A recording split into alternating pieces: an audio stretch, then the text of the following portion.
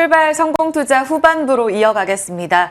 1월 들어서면서 YTD 기준으로는 한국이 코스피 5%, 코스닥 6%로 전 세계 꼴찌에서 1등으로 달려가는 분위기입니다. 주 후반으로 갈수록 이 분위기가 이어질 수 있을지 좀 기대가 되네요. 이 기세를 그대로 몰아서 올해를 마무리했으면 좋겠다는 생각이 드는데요. 오늘은 어떤 전략을 세워보면 좋을까요? 지금부터 뉴욕 증시 브리핑 먼저 시작해 보겠습니다. 간밤 뉴욕 증시는 뚜렷한 방향성이 부재했습니다. 3대 지수 보합권에서 혼조로 마감을 했습니다. 최근 지속적으로 말씀을 드리고 있는 것이 시장을 움직이고 있는 단 한 가지 핵심적인 변수가 바로 국채 금리의 움직임입니다. 이 국채 금리의 상승 재료 그리고 하락 재료들이 혼재를 하다 보니까 시장도 갈피를 못 잡는 분위기였는데요. 일단 장 초반에 이 트럼프 당선인이 보편 관세를 시행하기 위해서 국가 경제 비상사태를 선포할 수도 있다. 이러한 CNN의 보도가 흘러나왔습니다. 그러면서 인플레이션 우려가 촉발이 됐고요. 국채 금리 상승, 시장은 하락으로 출발을 했습니다. 하지만 이후에 발표됐던 ADP 민간 고용이 예상치를 밑돌았습니다. 생각만큼 많은 사람들이 고용되지는 않았구나라는 사실이었고요. 그리고 이 연준의 FOMC 의사록도 공개가 됐는데 여기에 대한 해석은 조금 다양하게 나오고 있습니다만 지난 12월 FOMC에서 대부분의 연준 위원들이 트럼프의 정책으로 인한 인플레이션의 추가 상승 가능성을 계산했던 것으로 나타났습니다.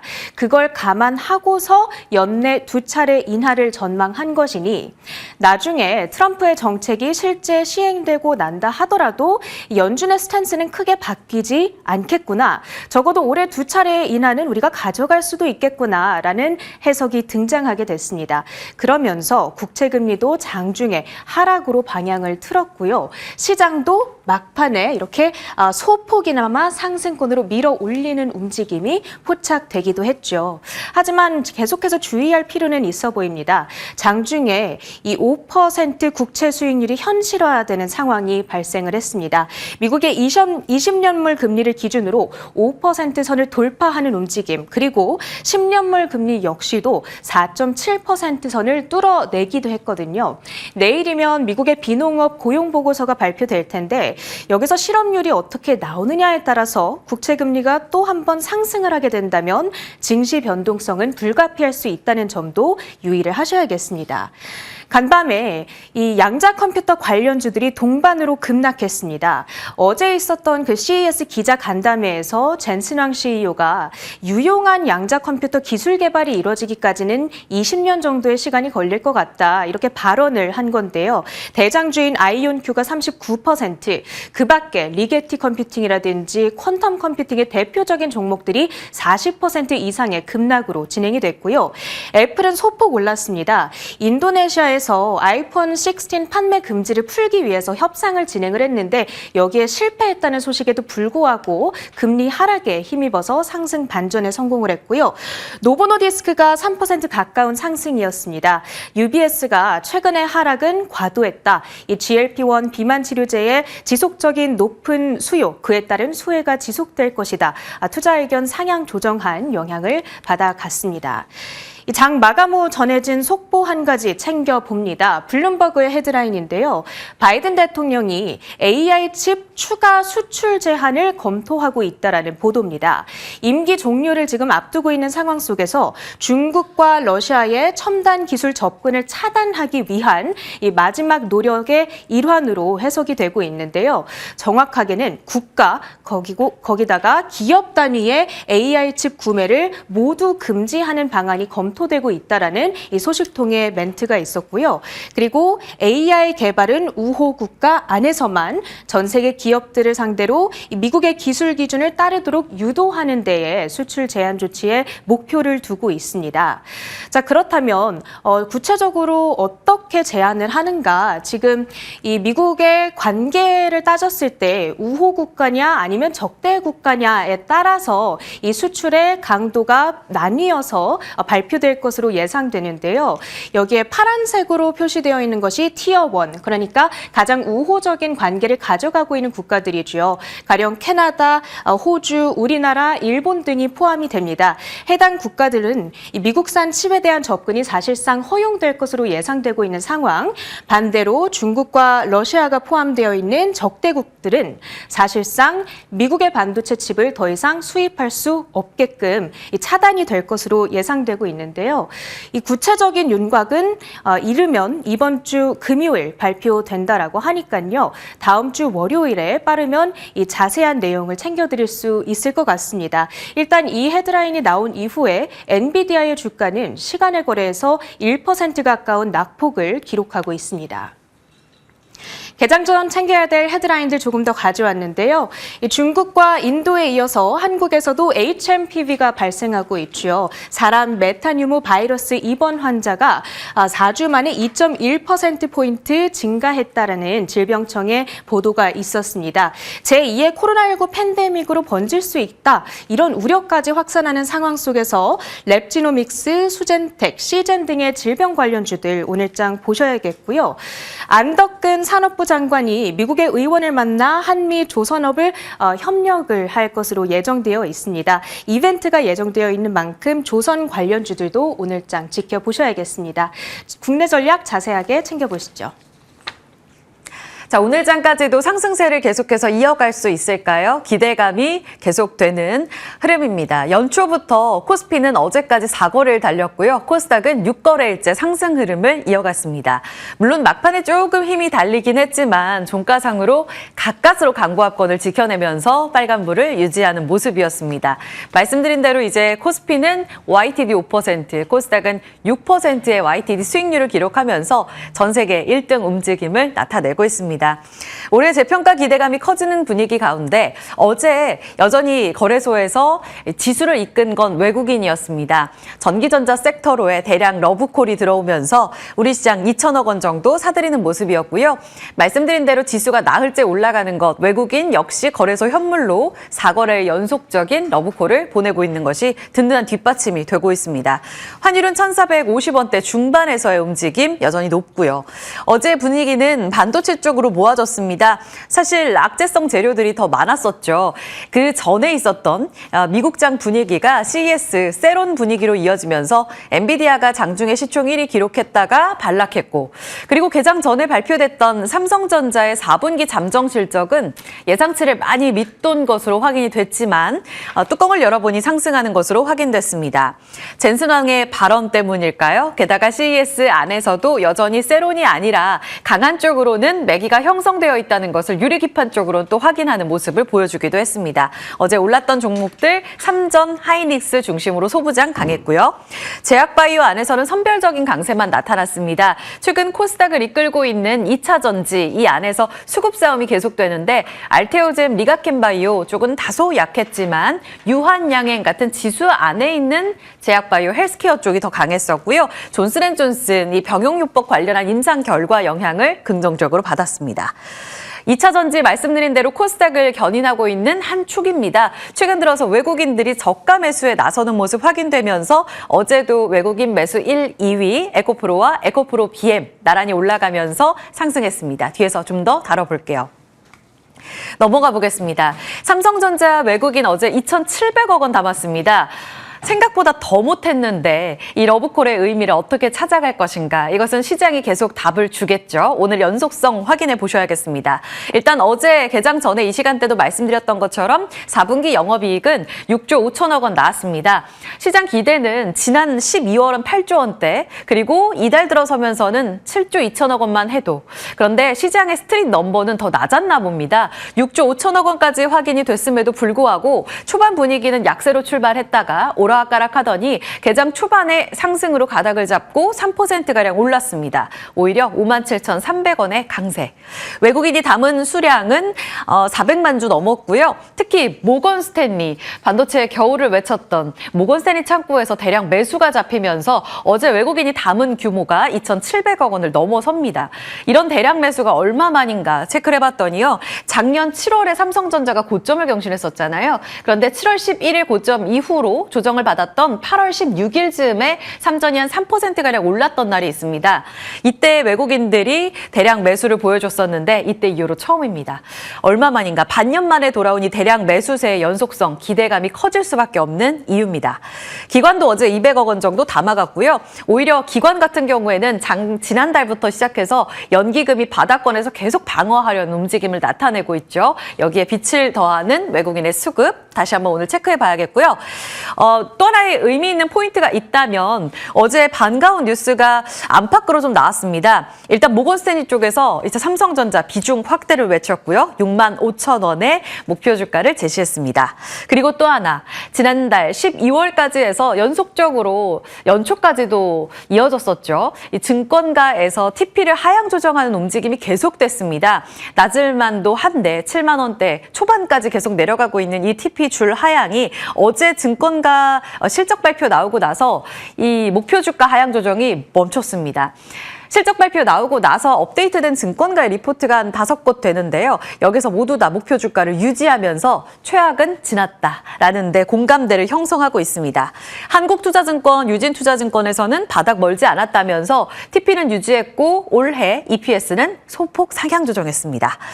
일단은 매도가 좀 진정됐다는 측면에서 긍정적으로 볼 수 있는 하나의 포인트. 두 번째는 어제도 이야기가 나왔지만 젠슨황 CEO가 계속 CES에서 기자 간담회 그리고 따로 한국 취재진들 만난 자리에서 하는 이야기에 굉장히 좀 민감하게 시장이 반응을 하고 있습니다. 그 전에 삼성의 HBM 성공을 확신한다라면서도 핵심 설계에 대해서는 좀 새롭게 바꿀 필요가 있다라고 이야기하면서 1년 동안 퀄 테스트를 승인 못 받은 이유를 어느 정도 공식 인증하는 모습을 나타냈습니다. 그러면서 우려를 키웠던 게 지난 기조연설에서 나왔던 이 마이크론의 GDDR7을 이번에 RTX에 탑재했다라는 이야기를 하면서 우리 삼성과 SK하이닉스가 빠졌나라는 측면 때문에 이틀 전 급락하기도 했었죠. 하락 반전하기도 했었죠. 그런데 여기에 대해서 일부 해명을 하면서 한국의 IT 투톱이 들어가는지 몰랐다. 이렇게 어제 이야기를 했습니다. 그런데 오늘 오전에 다시 한번 우리 시간으로 들린 뉴스에 따르면 RTX 50 시리즈 GDDR7 들어가는 거 삼성이 초도 공급한다. 이렇게 다시 한번 확정되는 뉴스가 나오기도 했습니다.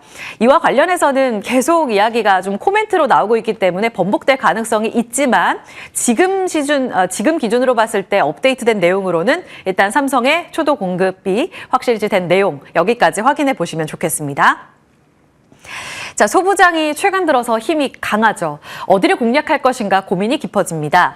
지금 IT 투톱과 함께 어제 잠깐 보여드렸던 내용인데요. IT 투톱이 속도 조절에 들어갔고 소부장은 계속 강했습니다. 그런데 IT 투톱이 강세에 들어가면서 여기에 같이 반응했던 HBM 관련 종목들의 강세는 계속될 것인지 보셔야겠습니다. TC 본딩 쪽으로는 여전히 삼성증권에서 계속 가장 우선순위로 보고 있는 종목들이고요. 어제 한미반도체 급등 시세 연출됐습니다.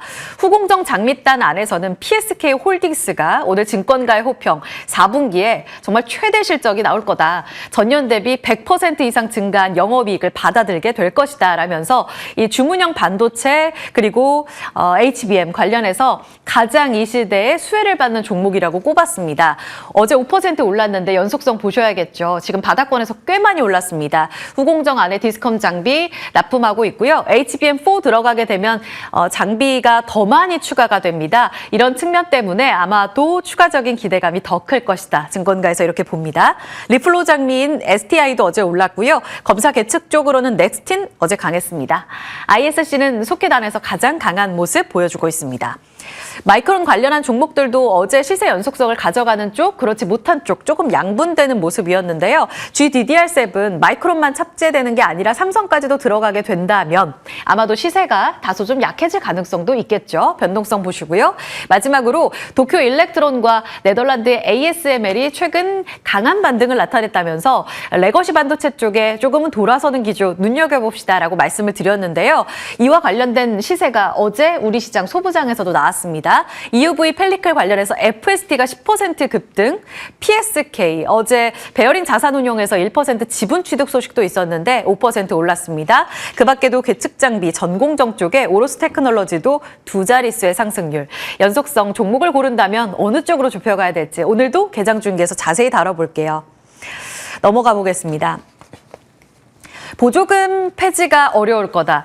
일정 부분 트럼프 취임 이후에 2차 전지를 둘러싼 투심이 개선될 거다. 오히려 좋아질 거다라는 측면은 1월 들어서 2차 전지의 시세가 답을 해주는 것 같습니다. 추세적인 반등을 보여줄 수 있을까요? 어제 2차 전지 밸류체인 오른 폭을 확인해 보시죠. 사실 좋은 게 없었거든요. 그런데도 불구하고 어제 상승을 나타냈습니다. 외국인 매수상이 1에서 2위, 지금 에코프로 BM이 136억 원, 에코프로는 90억 원, 외국인들이 적극 담았습니다. 게다가 1월 들어 연속성 확인하고 있거든요. 추세적인 상승과 관련해서는 어느 쪽을 봐야 하는가? 일단 새로 들어오는 뉴스를 보시죠. 사실 바뀐 기조에 있어서는 중국의 배터리 핵심 광물 기술 수출 제한 소식이 나오면서 살짝 바뀌는 기조를 보였고요. 여기에 플러스 알파로 1월 20일 있을 트럼프의 취임 앞두고 지금 월스트리트 저널에서는 이미 미국 안에서 배터리 벨트, 조지아부터 미시건까지 배터리 벨트가 이미 형성되어 있고 여기에서 일자리 창출만 나오는 게 한 10만 건 이상이다. 라면서 여기에 포진되어 있는 미국의 공화당 의원들 의회 표를 과연 가져갈 수 있겠느냐 이렇게 반문을 던지고 있습니다. 그래서 트럼프 보조금 폐지 이렇게 공언했지만 아마 쉽지 않을 거다. 한 번 더 알고 있는 내용이지만 반복됐다는 점. 월스트리트 저널의 이 보도 내용과 함께 오늘 투심이 개선될지 보셔야겠습니다. 근데 다만 지금 미국 상임위원장 트럼프의 인수위가 계속 구성이 되고 있잖아요. 여기에서 간밤에 바이든 정책 비판론자가 대거 선출됐습니다. 이 부분은 아마 조금 비판적으로 봐야 될 포인트가 되겠죠. 정책 변수와 관련해서는 이 시간에 꾸준히 짚어드릴 텐데요. 일단 호황제 맞물리고 있고요. 더불어서 메리츠 증권에서는 2차 전지의 정책 수혜 가능성, 주가 반응을 보이고 있는데 여기서 테슬라의 컨콜 이벤트 그리고 올해는 작년 대비 개선될 영업 실적을 감안해 봤을 때 투심 개선 촉매제 계속 확인해 보자 이렇게 이야기하고 있습니다. 마지막으로 중국의 전기차 2구 환신 정책도 연장될 가능성이 있습니다. 작년 8월부터 진행되고 있는 것인데 여기에서 신차를 전기차로 바꾸게 되면 보조금을 지원해주는 내용. 사실 우리랑 무슨 관련이 있나 싶기는 한데요. 아무래도 리튬 가격이라던가 이런 측면에 있어서는 중국 쪽의 영향을 크게 받기 때문에 배터리 소재단, 한국 쪽에서의 배터리 소재 가격이 어느 정도 하락 진정될 가능성이 있다라는 측면을 시장에서 보고 있습니다. 긍정적인 내용들 오늘 반영될지 여부 보시죠. 마지막으로요. 지금 조선을 둘러싼 온 우주의 기온이 굉장히 긍정적으로 흘러갑니다. 사실 자체적으로는 수주가 한 3년치 일감 다 잡아놨다라는 내용이 있어서 장기적으로 2008년에 보였던 대세 사이클을 조선주에서 확인할 수 있다라는 내용이 있고 안팎으로 같이 본다면 밖으로는 미국의 LNG 수출이 이제 트럼프 취임과 함께 올해부터 본격적으로 시작될 가능성이 있습니다. 바이든 행정부 때 중단이 됐었는데 이 부분이 개선이 되는 거죠. 그러면 MRO 관련한 군함 정비 사업과 더불어서 LNG선 수출도 본격적으로 증가될 가능성이 큰데요. 이 두 가지 모멘텀에 더해서 일본 같은 경우에는 경쟁사이기도 한데 LNG 쪽의 수주를 더 늘릴 가능성이 포착이 됐습니다. 연초에 나온 내용이고요. 일본의 3대 해운사가 2030년까지 LNG 운반선 보유량을 37에서 40%까지 확대시키겠다라는 내용이 니케이 아시아를 통해서 전해지고 있습니다. MOL 같은 경우에는 150척으로 2030년까지 확대하고요. 2029년까지 NK 라인에서는 120척, 그리고 NK 라인 같은 경우에는 75척까지 확대를 할 계획으로 밝혀졌습니다. 이 중에서 NYK 라인 같은 경우에는 얼마 전 삼성중공업 쪽으로 인도받은 바 있습니다. 우리랑의 협력 관계가 끈끈한 일본 해운사의 이 같은 호재는 우리 쪽으로의 수주 낭보로 이어질 가능성이 높다라는 게 시장에서의 기대 섞인 포인트고요. 우리 쪽 발주 늘리게 된다면 아무래도 발주 시기에 있어서 가장 잘 맞추고 가성비까지 있는 이 우리 선박사가 수주로 이어질 가능성이 크다라고 보고 있습니다. 최근 들어서 밸류체인 같이 이어서 체크해 보겠습니다.